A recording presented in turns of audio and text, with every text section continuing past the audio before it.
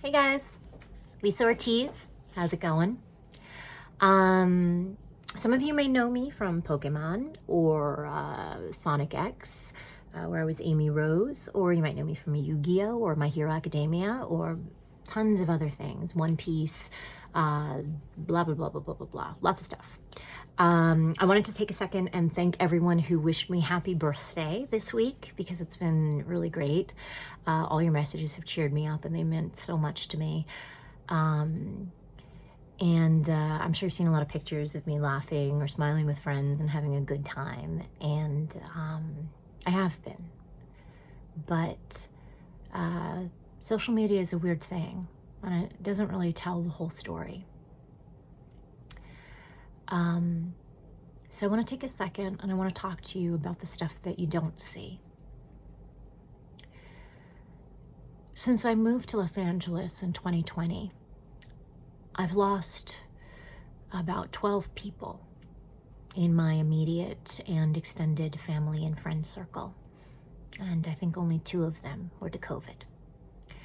The rest were to sometimes age, cancer, illness, all sorts of things. I lost people here in Los Angeles. I lost people in New York. I lost people in Puerto Rico. I lost conservatives, liberals, trans people, all sorts of things. But on December 2nd, I got a call that I never thought I was going to get.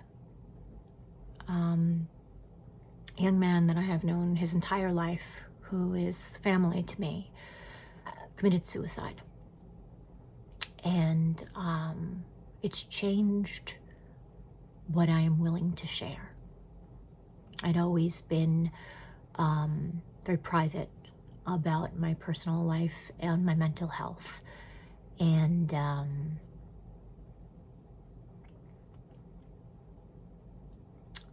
want to take a second right now and have a conversation with you that I wish to God I could have had with him.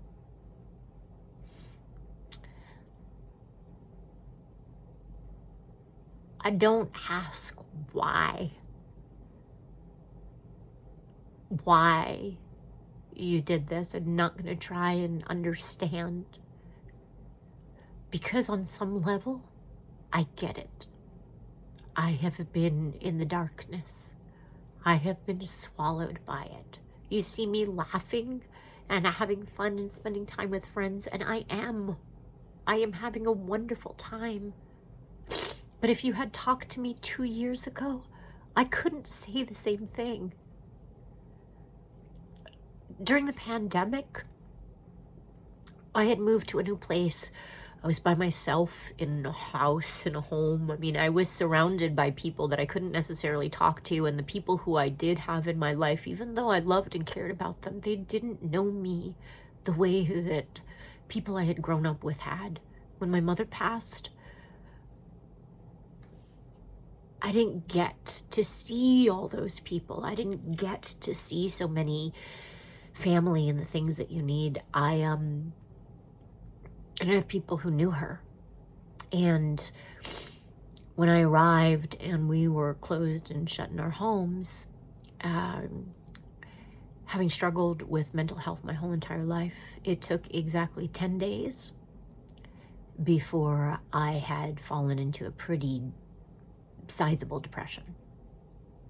So I struggled for 2 years with complex grief, depression, anxiety, panic attacks, things I dealt with my whole life, and PTSD. I was diagnosed when I was 19, before it was even a buzzword.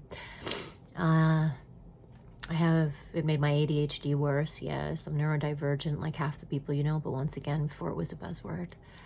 I just was, content that I was going to turn into an absent-minded professor. But during the course of that time, I knew I wasn't okay. And I tried to communicate that to some of the people around me. And to some of the other people, I just tried to be okay. And after years of practice, people believe that. But I wasn't. On the time between, I think, 2021 and 2022, I called a suicide hotline for the first time in my life. Twice. Not once. Twice. 2 times. I hung up the first time because it felt real stupid, but I was thankful that they were there, that there was a voice on the other end of the line. And the second time I talked a little. I don't know that it was something that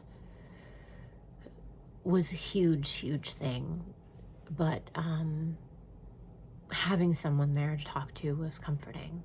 And I did have some people around me. I had a pod like everybody else, but you know, it's, people mean well, but it doesn't mean that they always understand where you're coming from or what you're going through.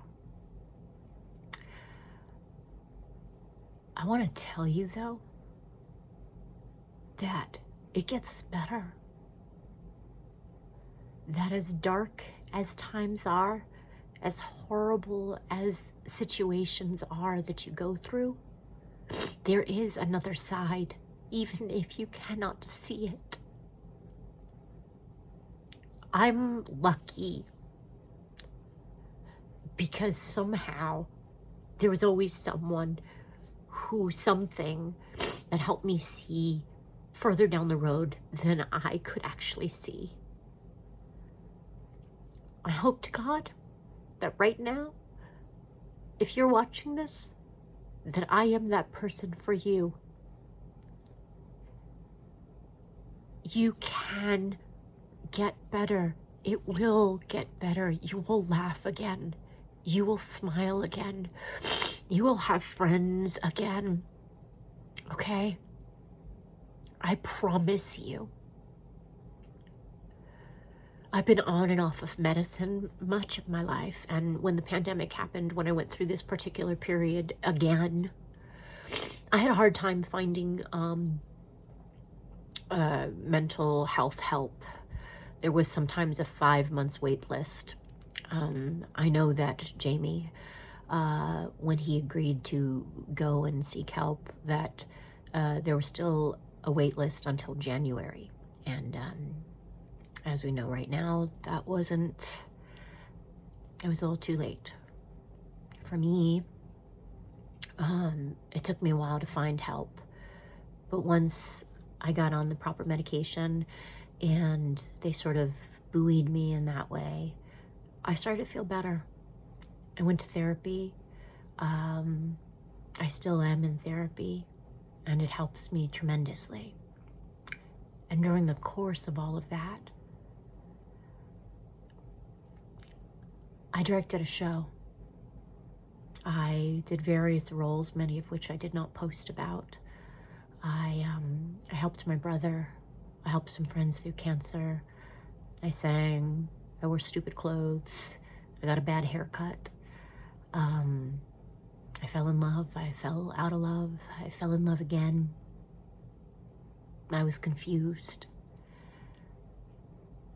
I had good friends that I didn't go to because I didn't want them to know. I didn't want them to know that I was struggling. And what a stupid thing that was.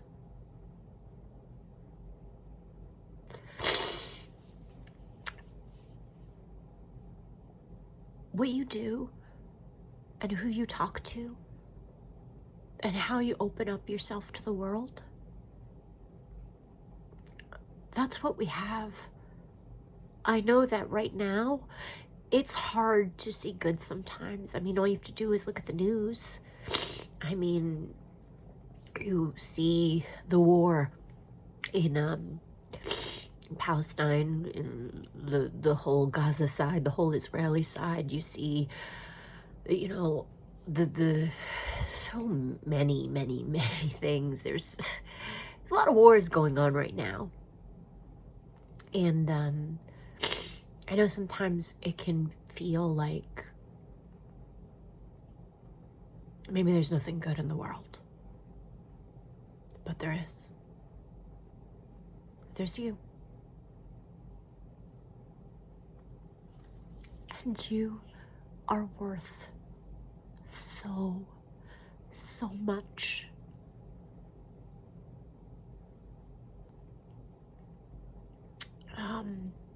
I didn't know what I was going to say today, and I feel kind of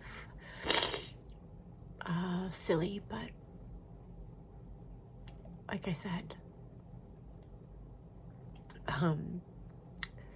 last time I talked to Jamie, we had a conversation. He was already struggling and going through things. And I didn't share as much as I shared here today. And if just one of you can hear, depression, PTSD, neurodivergence of any kind, it's just a thing. It ebbs, it flows. And there is always, always another side.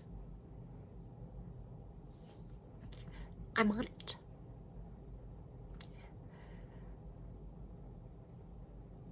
And I hope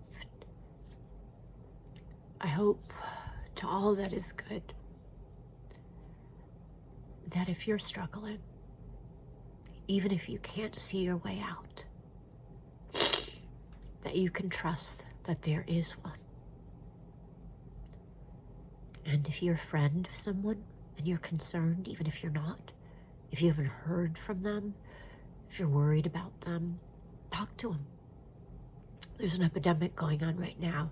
I have a good friend at home, my friend Simona. And Simona, thank you.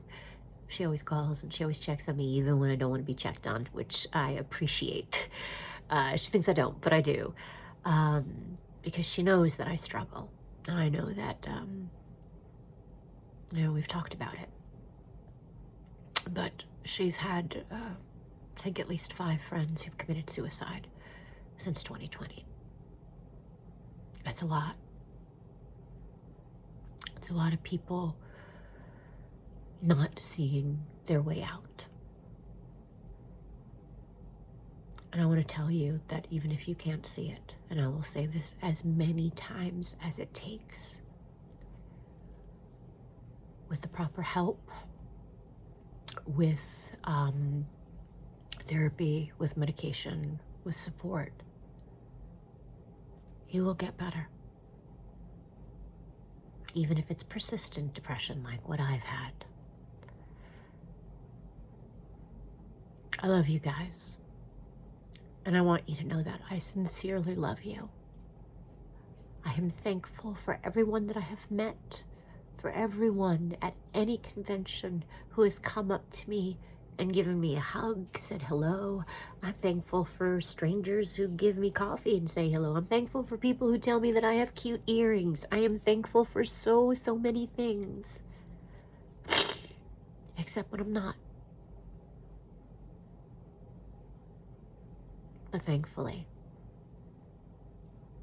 there is more good than there is bad in this world. And if you're concerned, then tip the scales. Be part of the good. Be part of life. Be just human. You don't gotta be a superhero. You don't have to have magical powers. You don't have to have anything, You don't have to, have any, I don't know, You don't even have to come back reincarnated as a vending machine or some nonsense like that. You see, score up points. You can just be a person. Just be human. Just reach out. Just talk. And,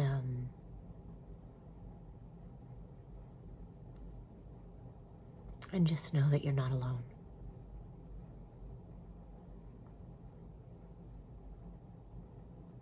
So, Thank you for the birthday messages. They mean the world to me. And I miss you. I miss you, Jamie. I'm sorry that I never got to talk to you about Basquiat. Love you guys. Peace. And just, I don't know, take a chance. Tell someone that maybe you need help and you're not okay. And if someone else is around you, if you're a family of someone who's struggling, reach out, be there, ask them what they're feeling. And even if they don't want to tell you, just you're being there. You're being consistent. You're reaching out. You're loving them despite what they're going through. I can tell you from experience, it means the world. I'm going to put some resources down in the post area of this message. So if some of you want to reach out, and there is no shame, you wouldn't, if you twisted your ankle, or if you broke a bone, you wouldn't feel shame to go to a doctor or talk to someone. And that's all it is. It's just something that you have to spend a little time, and it will be work to fix it. But you can, because it takes a lifetime. It takes a lifetime to live. And I guarantee you,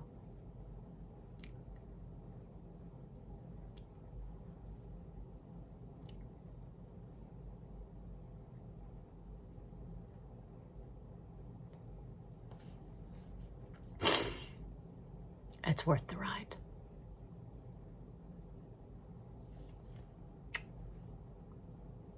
Peace and love, babies. I'll see you later. Thanks. Okay. I think I did it.